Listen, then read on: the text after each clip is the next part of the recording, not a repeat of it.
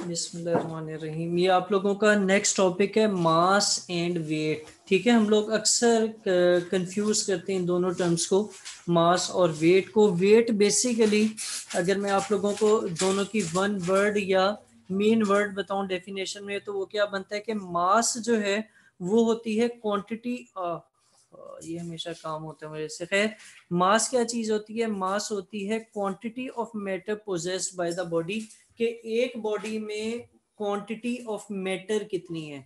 ठीक है, अब इसको अगर समझना है तो आप ऐसे समझ सकते हैं कि फर्ज करें मेरे पास इस शेप का एक फोम है और इसी शेप का, बिल्कुल इसी साइज का एक पत्थर का टुकड़ा है, तो किसका मास ज्यादा होगा? क्यों भला? मैं वेट की बात नहीं कर रहा, मैं मास की बात कर रहा हूँ।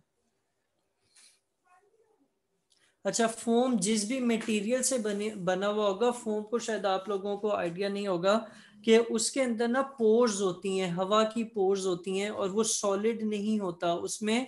अगर वो फर्ज करें फोम बना हुआ है कपड़े का या किसी और प्लास्टिक का फोम है, तो उसके अंदर फोम की क्वांटिटी या प्लास्टिक की क्वांटिटी इतनी ज्यादा नहीं होती, उसमें एयर की सैक्स या पोर्स ज्यादा होती हैं। लेकिन जो आपका पत्थर है, जो स्टोन है, उसमें जो क्वांटिटी ऑफ मैटर है, वो मटेरियल जिससे वो पत्थर बना हुआ है, उसकी क्वांटिटी ज्यादा होती है।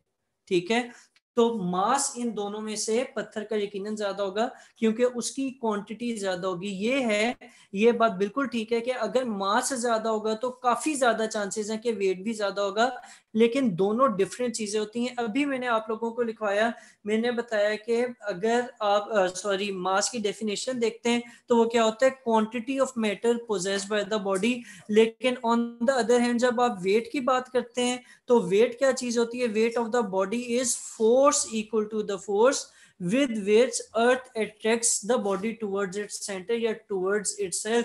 कि अर्थ जब बॉडी को अपनी तरफ खींचती है तो जिस फोर्स से अर्थ उस बॉडी को अपनी तरफ खींचती है उसको वेट कहा जाता है। ठीक है, और वेट के बारे में ये बात यहाँ पर बड़ी काम की है कि वेट बेसिकली फोर्स ही होती है, और वो यहाँ पर मेंशन भी किया हुआ है। अब दूसरा पॉइंट देखते हैं इसका क्या है। दूसरा जो इनका फर्क है वो ये है कि जो मास होती है वो स्केलर क्वांटिटी होती है। मास क्या होती है? स्केलर क्वांटिटी होती है। और जो वेट है वो क्या होता है? वेट जो है वो आपकी वेक्टर क्वांटिटी होती है। ठीक है, वेट असल में फोर्स होता है, फोर्स वेक्टर होता है, तो इसलिए वेट भी क्या होगी? वेक्टर क्वांटिटी होगी। फिर तीसरा पॉइंट देखते हैं, तो वेट जो है वो प्लेस टू प्लेस चेंज नहीं होता। यानी अगर एक चीज, सॉरी, मास जो है वो प्लेस टू प्लेस चेंज नहीं होता, कि अगर एक चीज का मास यहाँ पर कुछ है और माउंट एवरेस्ट की चोटी पे अगर आप चढ़ जाते हैं और उसके टॉप पर जाकर उसका अगर आप मास निकालते हैं तो वो चेंज नहीं होता। लेकिन जो आपके क्या है, वेट है, वो उसके जी के, स्मॉल जी के वैल्यू के ऊपर डिपेंड करता है। और जी की वैल्यू हम 5th चैप्टर में करेंगे कि डिपेंड करती है कि अल्टीट्यूड कितना है, या जमीन की या सी लेवल से आप कितनी ऊंचाई पर हैं। तो इसलिए जी की वजह से वेट भी जो है वो चेंज हो जाता है, प्लेस टू प्लेस वेरी करता है। यही बात यहाँ पर लिखी हुई है कि जो मास है वो चेंज नहीं होता प्लेस टू प्लेस, लेकिन जो डब्ल्यू है या वेट है वो जो है वो वेरी करता है depending upon the value of G. और जी क्या चीज है? Acceleration due to gravity. ठीक है, इससे आगे भी चलते हैं। 1 मिनट दें मुझे। देखिएगा, आप लोगों को मैंने यहाँ पे 3 पॉइंट्स बताए हैं अभी तक कि मास और वेट में किस किस तरीके से फर्क है। अब चौथे पॉइंट की तरफ देखते हैं, तो वो क्या है कि अगर आपने किसी चीज का मास निकालना हो ना, आप उसको बीम बैलेंस में कंपैरिजन करते हैं कि एक चीज का आपको मास पता होता है। फॉर एग्जांपल, आप दही दही लेने जाते हैं मार्केट में तो वो केजीज में होता है।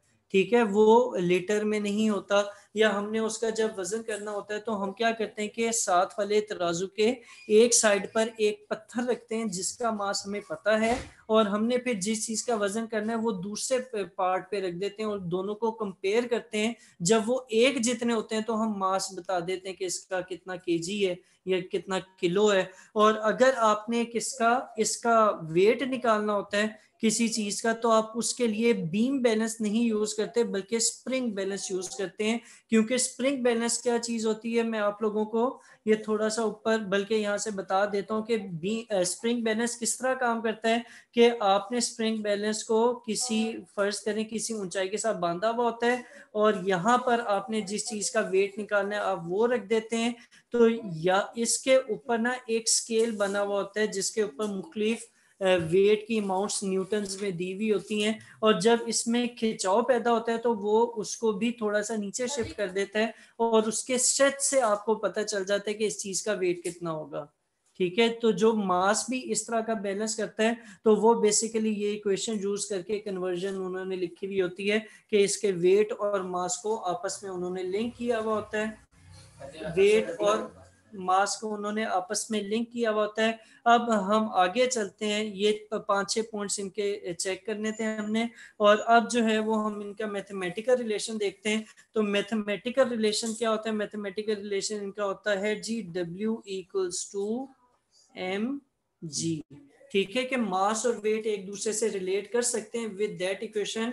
अब क्योंकि g की वैल्यू क्या होती है, g की वैल्यू कांस्टेंट होती है, और जब g की वैल्यू कांस्टेंट होगी तो यहाँ से क्या निकलेगा, W is proportional to m है। यानी जितना ज्यादा मास होगा उतना ज्यादा वेट होगा, या जितना ज्यादा वेट था उतना ज्यादा उसका क्या होगा, मास होगा। तो ये 5-6 पॉइंट्स बन जाते, 4-5 पॉइंट्स बन जाते हैं वेट और मास के फर्क के। ठीक है, और ये बहुत इंपॉर्टेंट सा हो जाता है। आप लोग सिंपली एक एक लाइन लिख देते हैं, वो काफी नहीं होता। और जब भी डिफरेंस आता है ना, राइट द डिफरेंस बिटवीन, मैं हमेशा कहता हूँ आप पेज के बीच में लाइन लगाएं, एक साइड पर मास का लिखें, एक साइड पे वेट का लिखें, और पॉइंट्स बना के दोनों को कंपेयर करें। तो यही स्ट्रेटेजी आपकी पेपर में भी होनी चाहिए और टेस्ट में भी होनी चाहिए। अब मुझे बताइएगा अगर मास और वेट में किसी को कोई इश्यू है तो मैं उसे देख सकता हूँ। हाँ, नहीं है। एमन। नहीं है। अच्छा, ठीक है। सही है।